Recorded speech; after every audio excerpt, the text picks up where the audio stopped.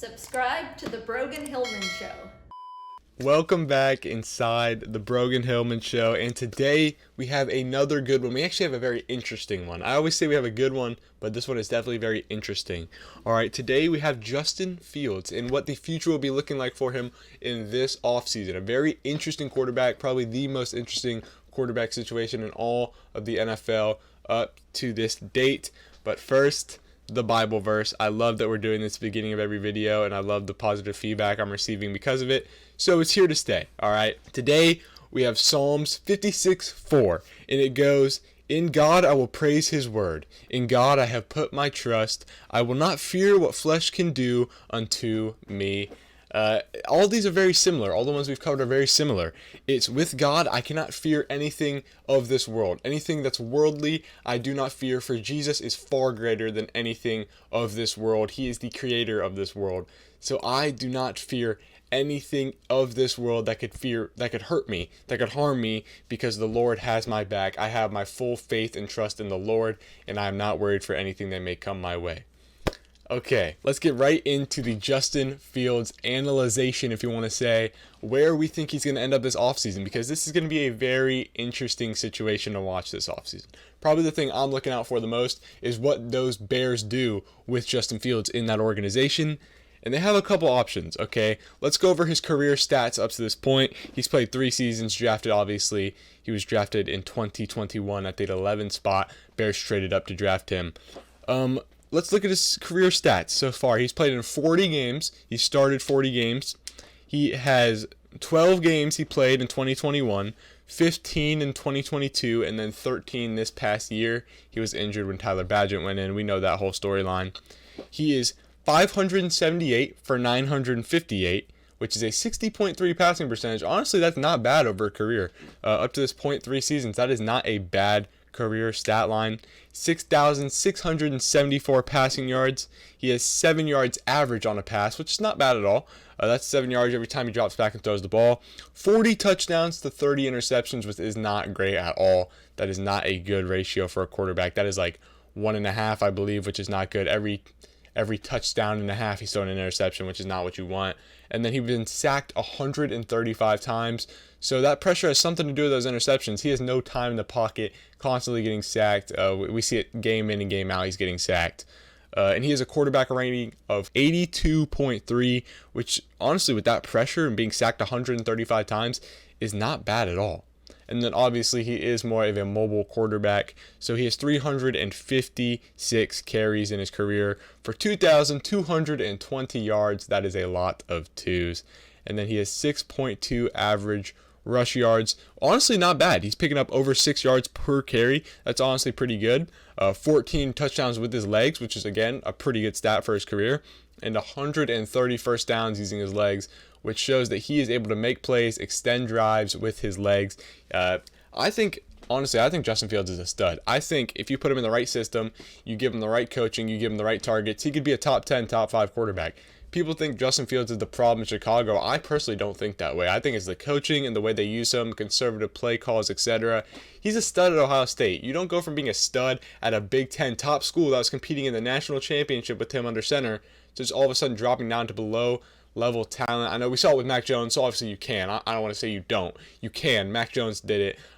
That's a whole different discussion. But Justin Fields, I do believe, is still a stud. He still does have some stuff left in the tank, and he can be a successful quarterback in the NFL. Let's look at this season's stats. 2023, he's 227 for 370, which is a 61.4% completion percentage. Pretty good. That's a career high.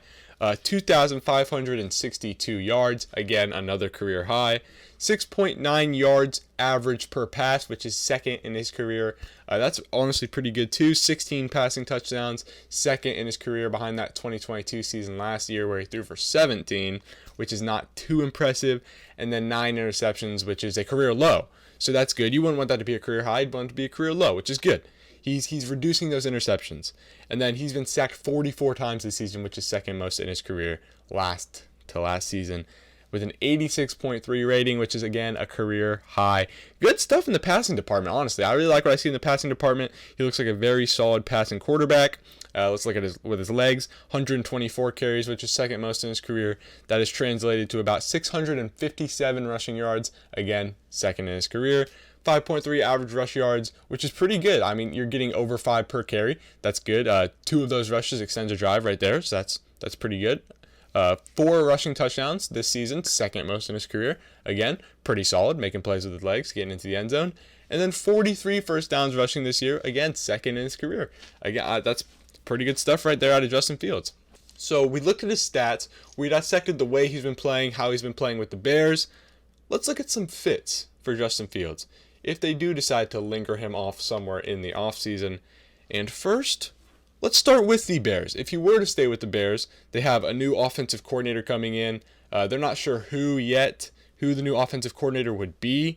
They have the same scheme as last season, obviously, because Ryan Poles calls plays there, and he's going to keep the scheme the same, especially if they do keep Justin Fields, not Justin Herbert. Upgraded targets / protections this offseason. If they want to go, in the draft, go get Marvin Harrison Jr. They trade down from 1. They get like Roma Dunze and then a lineman to protect him. They get more capital for next year and just keep building around Justin Fields. And they do have some pretty good targets like DJ Moore, Cole Kmet, Tyler Scott, Darnell Mooney, Roschon Johnson, Khalil Herbert. So those targets aren't lacking as much as people think, but they can still do more to help him be successful and get more utilization on the field. That's if he wants to stay with the Bears. That's what the situation is looking like for next year. He's going to have a lot of pressure around him in the Bears organization if he does stay. Let's look at another alternative, another team that could use a quarterback, and say they don't want to go out and draft one. They trade back in the draft. They trade for Justin Fields. This is a good fit. The Atlanta Falcons. Arthur Smith was just fired. They need a new head coach. New head coach is coming in. And honestly, Kirby Smart has been tied. Whether he's going to take it or not, that's a whole different discussion. But a new head coach coming in and schemes that fit mobile quarterbacks as we see him. Marcus Mariota was a starter there in Atlanta. He's more of a mobile quarterback. Desmond Ridder uses his legs sometimes in that Falcon system. Taylor Heineke likes to take off from time to time. So those are all 3 mobile quarterbacks that have started games for the Falcons in the past 2 years. And he would fit that scheme. He is a mobile quarterback himself. They do have draft capital to move up and take a guy like Justin Fields. They have $37 million in cap space. They could restructure some stuff, get a deal done, because Justin Fields does need to be paid in the next 2 years. They have big targets, again, like Drake London, Kyle Pitts, Bijan Robinson, who is a receiving back who can just, in that backfield, that's too explosive. You want to run Wildcat, you want to run read option, you want to run RPOs. You can do it with a backfield with Justin Herbert, with Justin Field and Bijan Robinson back there. Tyler Algier is more of a physical back. You can hand it off to him, let him make plays. And then Mac Hollins, who is a big physical receiver, go up and make plays. So that is what it looked like with the Falcons. I think he would be a great fit there in Atlanta. And I think people of Atlanta would be very welcoming to Justin Fields. He's from Georgia. He's from that Atlanta area. So that might be another thing to look out for. That might influence his decision on where to go after if it's not the Bears. It's close to home. He's from Georgia. The Falcons, does it make sense? I do believe so. I believe if he does leave the Bears, the Falcons are the team that makes the most sense for him to go to. And then another team, the third situation, the third possibility for Justin Fields this offseason is the Pittsburgh Steelers. Kenny Pickett has been very disappointing since they drafted him in 2022. I don't think there's much time left for Kenny Pickett in Pittsburgh if he doesn't pick it up anytime soon. They have a new offensive coordinator coming in. Obviously, they didn't like Matt Canada. Everyone on TikTok, Instagram was going crazy over Matt Canada, and they finally fired him. So they have a new offensive coordinator coming in. A scheme for mobile quarterbacks again. Kenny Pickett likes to take off from time to time, so he could work around a scheme that Kenny Pickett's worked around, but he's more mobile. Honestly, a better runner than Kenny Pickett. They do have draft capital. They have 2 fourth-rounders. Honestly, right now, I think the Bears would be willing to take some third, fourth-rounders for Justin Fields. They don't need anything crazy because he's not showed that much. I think they could definitely get Justin Fields with like a third and a fourth, maybe a second and a third, somewhere in that ball range. They only have $7 million in cap space in this upcoming year. They would definitely have to restructure contracts. They would have to restructure like Najee Harris's contract, who will be coming up soon. Speaking of Najee Harris, they have good targets there in Pittsburgh too. Najee Harris, Jalen Warren, Deontay Johnson, George Pickens, who is a monster. I think if you give Justin Fields George Pickens, they would have a field day on that field. And then Allen Robinson, who was a Bear. I do think those timelines did line up at one point. I think they played together. And then Pratt Freiermuth, who is a very good tight end for the Steelers. I think that's probably the second best fit, if not the Falcons, and it would be the Steelers. That makes sense for me in my book, but that cap space is very questionable for the Steelers if they do want to make a trade for Justin Fields. Pittsburgh would be an interesting place for Justin Fields to end up, and honestly, we would have to look out for it because I could see him in a Steelers uniform. I don't think he would look that bad. The fourth situation, the fourth place Justin Fields could go is the Washington Commanders. They have a new head coach coming in. Ron Rivera was fired. He fits Eric Bieniemy's scheme really well. His RPO-styled scheme, quarterbacks, mobile quarterbacks. Sam Howell can run. He's a physical runner. And Sam Howell has not been impressive, frankly, for the Commanders to keep him and not explore other options. So Justin Fields comes in and runs that RPO-style offense. I think he would be very good in it. It utilizes his running ability a lot. The Commanders currently hold the second overall pick, which could be used to obviously trade for Fields, but I don't know they would be willing to spend a second overall pick on Justin Fields. At that point, they would just draft a quarterback. But they have 2 second rounders they could potentially use, 2 third rounders, and $63 million in cap space. They have a ton of money, a ton of draft capital to make it happen. This seems like they could easily make a trade for Justin Fields. And they also have targets like Terry McLaurin, who didn't line up with Justin Fields at Ohio State. Curtis Samuel, who also didn't line up with Justin Fields. Jahan Dotson, Penn State Big Ten rival. He's a very good young receiver. Brian Robinson, Antonio Gibson, Logan Thomas, and Byron Pringle, who is an ex-Bear. He's a little lower on the receiver depth chart, but he has experience with Justin Fields. They played together in Chicago for his rookie year.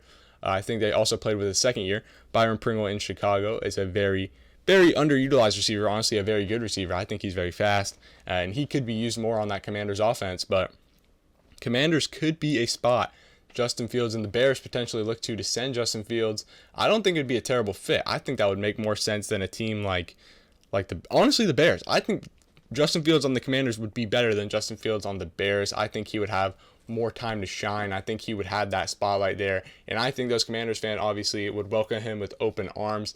They haven't had really a quarterback like that. He reminds me a lot of RG3. We know how that whole stat line played out. So I think Justin Fields is like the second coming of RG3, and that the Commanders fans would be very welcoming to have him in that organization. I think they would want him there, and I think he would make them a better team overall. He just needs someone to showcase his talent to. He needs people to believe in him and back him, and I believe that this next coach will do that with the fifth and final organization, and that is Antonio Pierce, banking on the fact that he gets the job. I think he will. He created a great culture in Las Vegas. The fifth team is the Raiders, if you couldn't tell. He created a great culture. He went out and he beat good teams.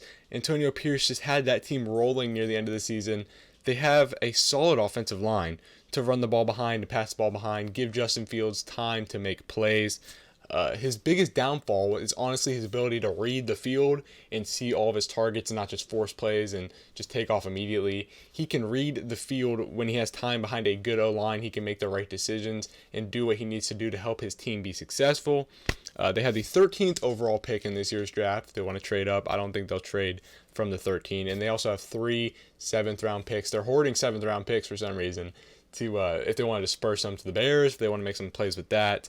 And they also have great targets. We know the targets on the Raiders, the offensive targets. Devontae Adams, they have Josh Jacobs, Jacoby Myers, Hunter Renfrow, Michael Mayer, the rookie tight end out of Notre Dame, Zamir White out of Georgia, and then Trey Tucker, the rookie out of Cincinnati. So this is a very solid Raiders team, especially with the good coaching. They got him rolling near the end of the season. He's able to do some stuff that just previous coaches Josh McDaniel was not able to do.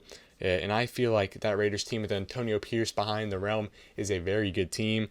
I feel that if they bring in Justin Fields, that offense is going to be electric, one of the best in the NFL. Very good RPOs with the Raiders. They have a very interesting offense behind Bo, the offensive coordinator, so I feel they could play really, really well with Justin Fields in that system. And overall, any team Justin Fields plays on next season, he's going to be successful and make them a better team.